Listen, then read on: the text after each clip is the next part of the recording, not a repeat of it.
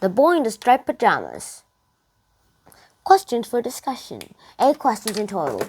There are extra questions, but not going to be included in this video. Read the book to find out more about it. Hi guys, and welcome to a new episode on the channel. Today we will be reading the questions I found in this book and answering them. So let's get started. Now, question number 1. Discuss the relationship between Bruno and Gretel. Why does Bruno seem younger than 9? In a traditional fable, characters are usually one-dimensional. How might Bruno and Gretel be considered one-dimensional? Well, let's talk about the first question for question number 1 first.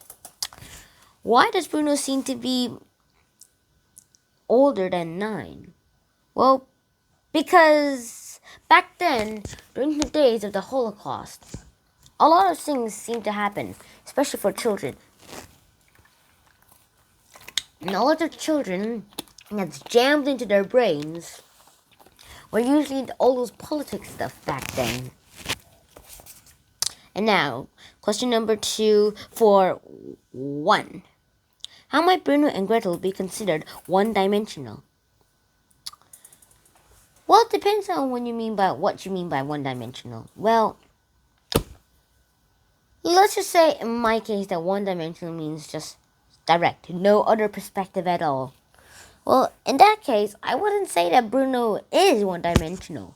I'd say that he is two-dimensional, that Gretel is the one one-dimensional. She's always just direct and only listens to the facts that she's being taught in her class. While Bruno starts questioning all this stuff and then trying to get an explanation of why it's taught. Question number 2. At age 12, Gretel is the proper age for a membership in the League of Young Girls, a branch of the Hitler Youth. Why do you think she's not a member, especially since her father is a high-ranking officer in Hitler's army? Well, at age 12, Gretel can be inside the Hitler Youth. But it's just that, in my opinion, she's not so interested in it, and even though if she did join, she might not have actually done that much. And the master thing is that because of this Hitler Youth stuff, there's a lot more that seems to happen in the world.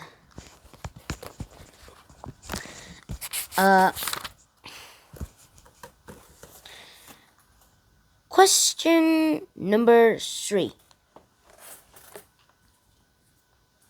Bruno complains about having left Berlin.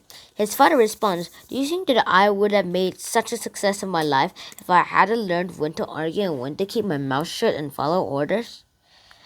What question might Bruno's father ask at the end of the novel? Well, inferring from what Bruno's father said at the beginning of the novel, Bruno's father might say how he loved Bruno and how he pitied Bruno and how he would never go to work again because of Bruno and how everything was like at wherever Bruno was.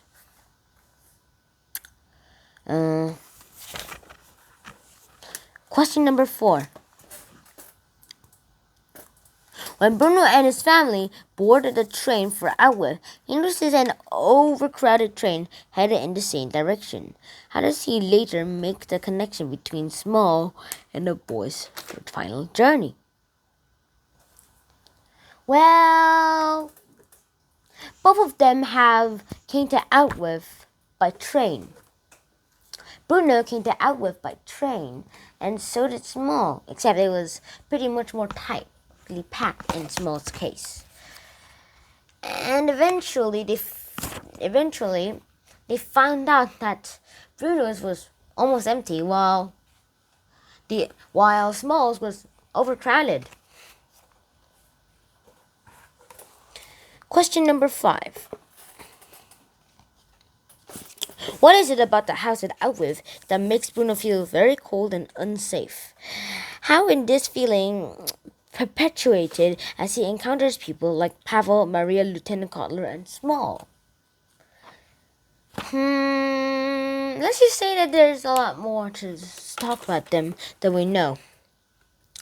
Why he feels very cold and unsafe in his time out is because that And the outside, all those striped pajamas. You know, like how when you're in prison, you're given like a black striped white suit. Well, like criminals, I think that Bruno might have not take the risk. Because it is no taking the risk, all these things about striped pajamas seems to be unsafe to us. Question number 6. Explain what Bruno's mother means when she says, "We don't have the luxury of thinking." Why is Bruno's mother unhappy to out with? Identify scenes in the novel that support your answer. Well, when Bruno's mother mean by that we don't have all the luxuries of thinking, she means it by having a bit of a pause break. Where in this pause break, a lot of things happen, like I've talked about in a lot of the videos. And because of this luxury of thinking isn't pretty free, they have little to do. Father is probably the only one who has the luxury of thinking by now. Oh, and also if he does have the luxury of thinking, there should be a lot of things happening here. And Bruno figures out why Bruno's mother doesn't actually like Awif that much. Because of all those pine needles, pine mosquitoes, all those extraordinary things in our world. And because of all this, it seems that all this extraordinary, all of this hating Awif seems not worth it. Question number 7. A pun is most often seen as humorous, but in this novel the narrator uses dark, solemn puns like out with and fury to convey certain meanings. Bruno is simply mispronouncing the real words, but the author is clearly asking the reader to consider a double meaning to these words. Discuss the use of this wordplay as a literary device. What's the narrator trying to convey to the reader? How do these pain further communicate the horror of situation? Well, all this out with and fury are puns. Yes, they are puns, but in a dark way. Usually puns are pretty happy and light and yippee celebration time puns. But today's puns were a bit of a wordplay. Because of these wordplays, we figured out that there aren't that much good stuff in here. And because there aren't that much good stuff, nothing left is good. Unless we're in out of existence reality, that is. That is how it works, but now let's go into other perspectives. What if those people were inside the vehicle to stop them? Or would just Bruno be here, standing still? Even though Bruno is just mispronouncing these words, it just doesn't seem correct of Bruno just sitting there and standing there and doing nothing at all. This is when people learn to take action. But I'm not going to go full 10 minutes of this video on that, so we'll skip that part. Alright? Question number 8. When Bruno dresses in the filthy striped pajamas, he remembers something his grandmother once said. You wear the right outfit, you feel like the person you're pretending to be. How's this true for Bruno? What about his father? What does this statement contribute to the overall meaning of the story?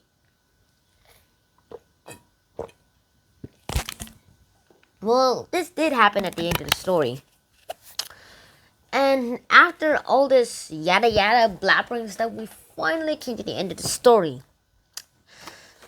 Bruno did go out and sneak out onto the other side, the Jews' side of the fence. And then like that, he did have to dress in filthy clothes, but it reminded him of all those costumes that grandmother made him probably, and he might never ever make one or even wear one, in fact, ever again. That was pretty unfortunate. And how does this have something to do with the conclusion of this whole story? Is that before he died, these were his last words, and that he cared everyone. So this is where I'll end this episode. If you had any answers to these questions, then please feel free to tell me in 20jor@naver.com. And just to stay here as a runner-up, we do have a few extra questions in the book, so go check them out in the book later by buying it. See you in the next episode. Click either of these 2 episodes to watch them. See ya. Shunhan out. Peace.